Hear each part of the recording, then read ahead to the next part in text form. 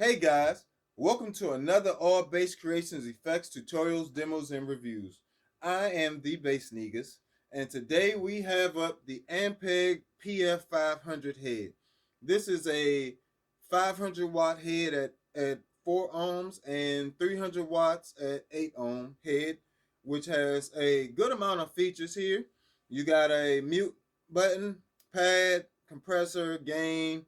Of course, you also get ultra high, ultra low. Ampeg staples. You get bass, mids. You can select which frequency you want the mid range to affect. You also have a treble knob here. Then you have a mix of FX mix knob, which mixes in the effects loop, which is really handy if you don't want it to just, be straight up wet. You can have dry as you want, or you can go all the way over and have completely wet. We'll demonstrate that in a little bit. Now, and then you have the main volume knob there. So, just to point out some things right off the back, it's very solid metal constructed, so I do feel like it'll hold up over a long period of time.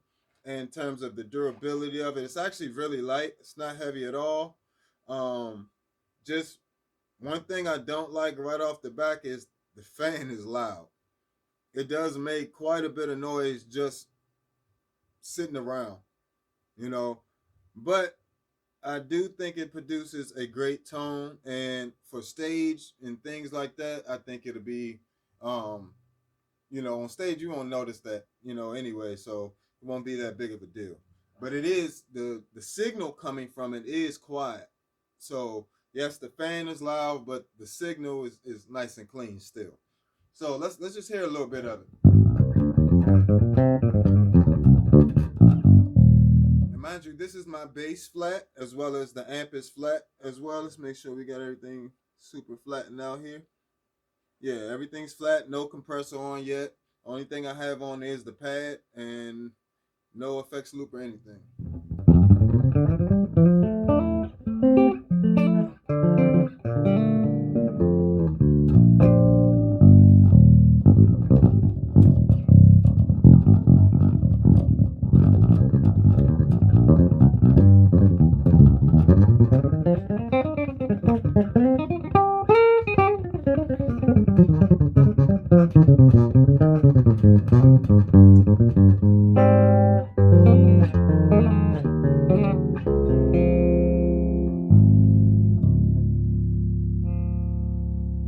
And as you can hear, it does have a very nice tone, to it.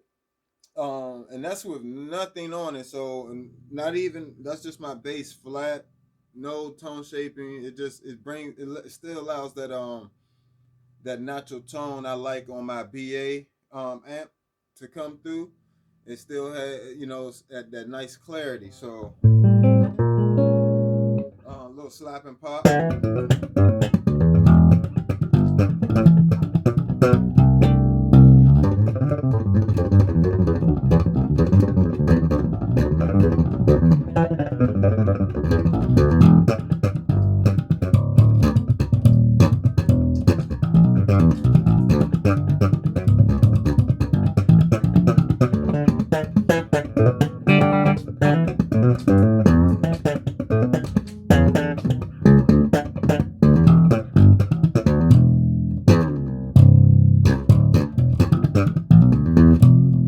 So I very much like the flat sound right there. All you got to do is really just turn that up a little bit, and you be in business. Let's see. Let's get to a little. Maybe add a little compression in there. Let's go to about 25%.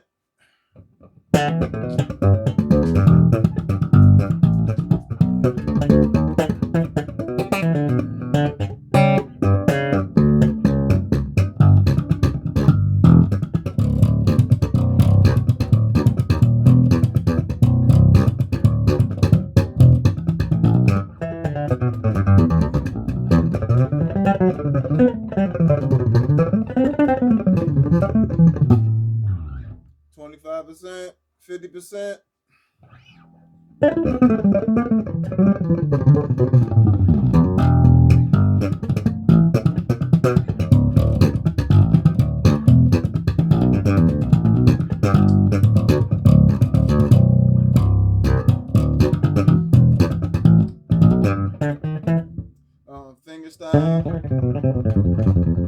Let's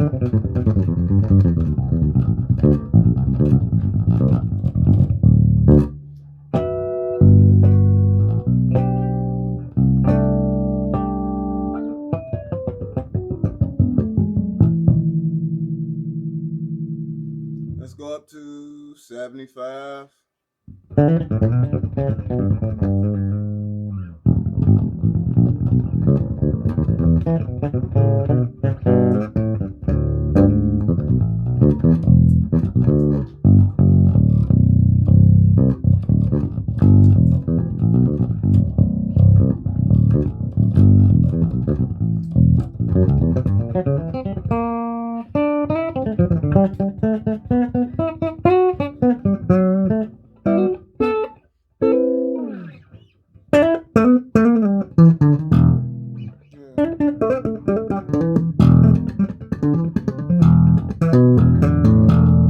So yeah, you get quite a bit compression there all the way up.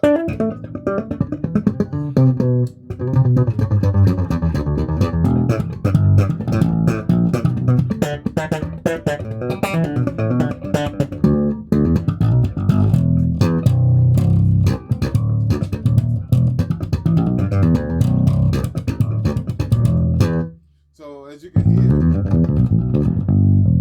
when it's all the way up, it really does compress it a lot. With it all the way off,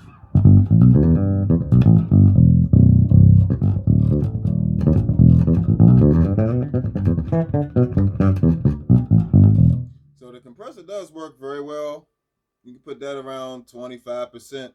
You don't want to kill all your dynamics in your playing. That's not very musical either. But I understand sometimes some sounds like I use for synth require a heavier compression. But for me, your natural sound, you don't want to compress it too much because it'll take away some of the characteristics of your bass and your fingertips and your actual, a lot of the nuances of your playing that you work very hard to maintain. That's why you buy expensive gear like this, just to try to translate it. So let's go on to some of the other features. We got the ultra highs. Let's turn that on. Well, let's play a little bit without it. Right.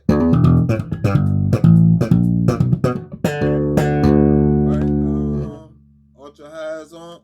Ultra high on.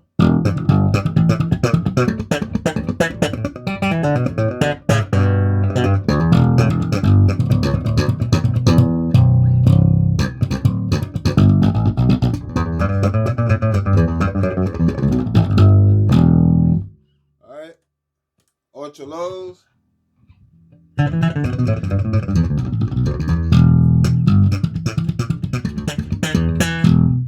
Without it.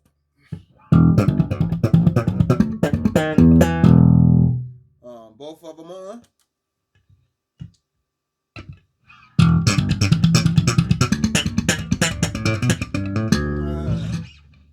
Both of them on.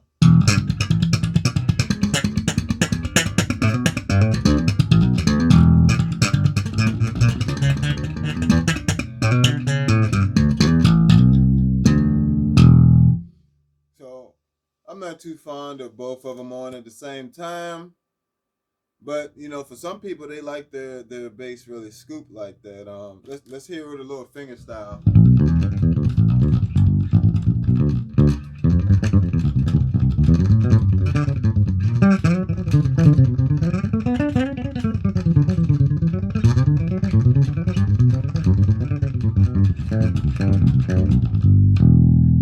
Right. So I prefer just, if I'm gonna do anything, I would just have the ultra highs on, just to have a lot.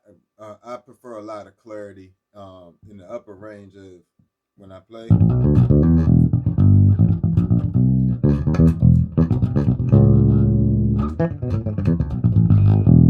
Mind you, I didn't have to on the BA. The one reason I love the BA series, I don't have to do anything, I don't use anything on there. I just literally keep it flat, and that gives me all my tones. I do the rest with my bass.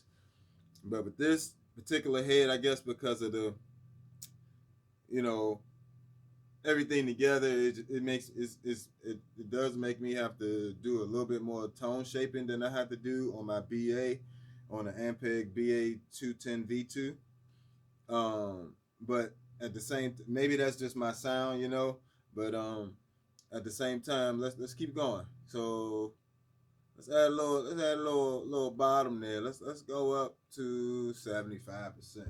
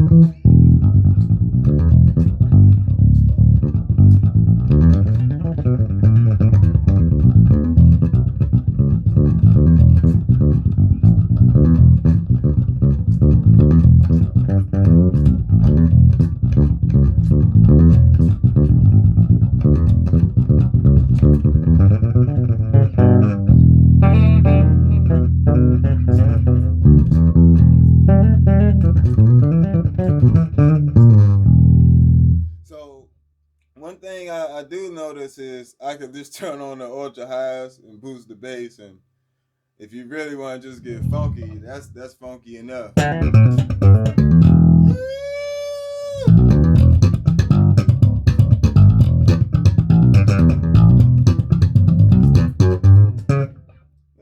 couldn't even finish the line because it just got that. See what I'm saying? I know the fan is loud, but at the same time, when you can make it sound like that,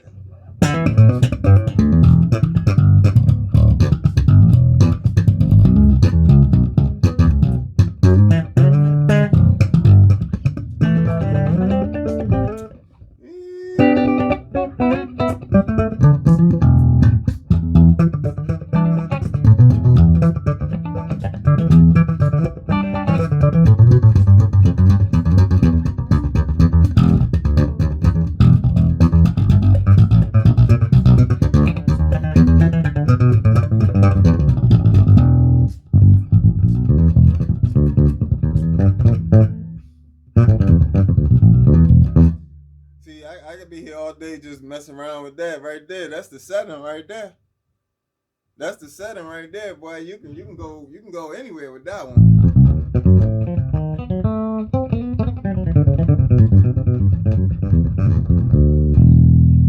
You know, I still haven't changed anything on my bass. Bass is still flat.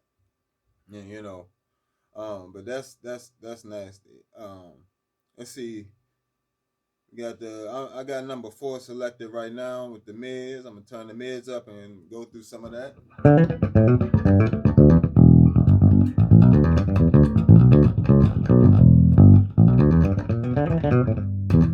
Right, number 5.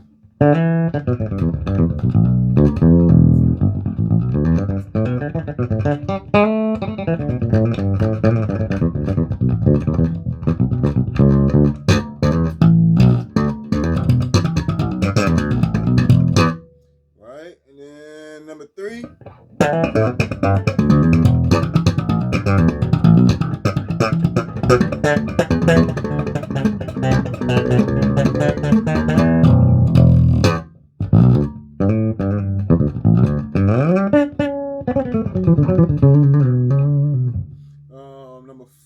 Number 2.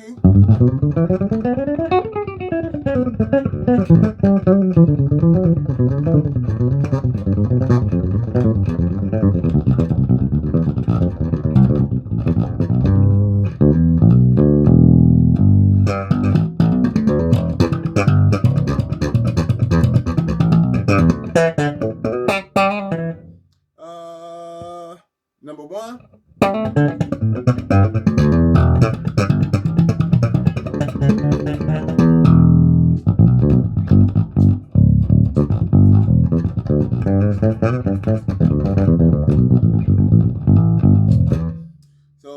you know, it does give you a good variety of it. I'm very fond of number 4, personally, just because of I don't know, I just like number 4.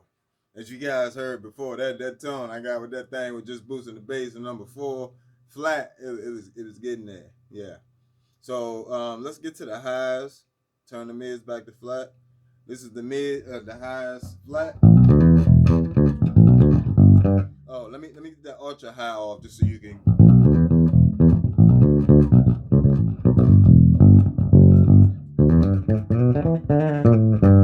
Right? Turn the highs up. Let's turn it up by saying.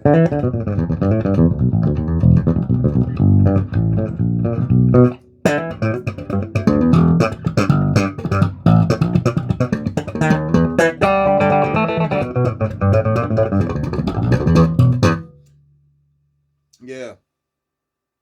So I'm not gonna go all the way up with the highs because there's nobody should be going all the way up with the highs. You're playing bass. I'm not judging. I'm just saying it's not realistic. You shouldn't need that much clarity. You should just have if you need that much clarity and you have a tweeter, uh, maybe try switching strings. You know, um, but yeah. So let me get to the FX mix section. So let me see. Let me pull up a little sound here.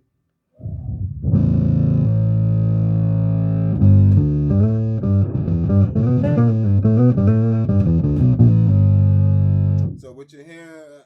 So you hear that's some of the pedal board mix in. This with none of it mixed in.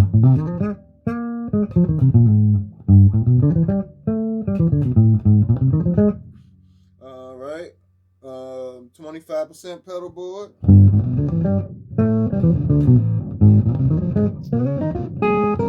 Right. If I want more pedal board.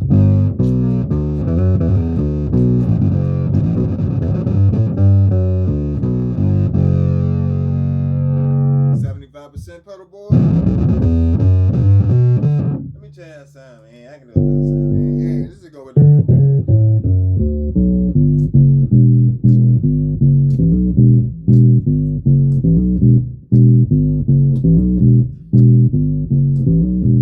Right? You can have that anywhere between all pedal board.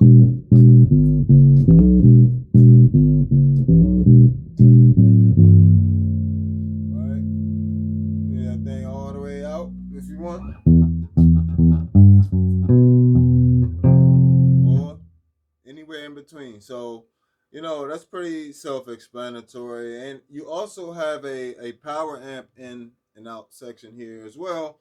If you want to do something like sometimes and I haven't tried this yet. I've done it with other amps, but with that section I'll usually take my Eden preamp here and I'll patch that in, and it allows me to have that Eden sound when I want the Eden head, Eden WTDI head type sound, you know. So, you know, this is it's a great amp. For the price, it's about 450. That's not too bad for this. You know, it's 30. I just really wish that fan was quieter. You know, that's the only thing. Even you know, yeah, if you turn it all the way up, of course, with any amp, there's going to be noise. Like I'm sure you can hear a little.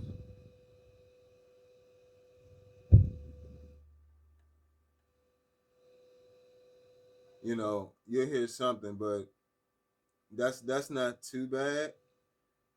You know, if you boost the highs and everything all the way up, of course, it gets super loud.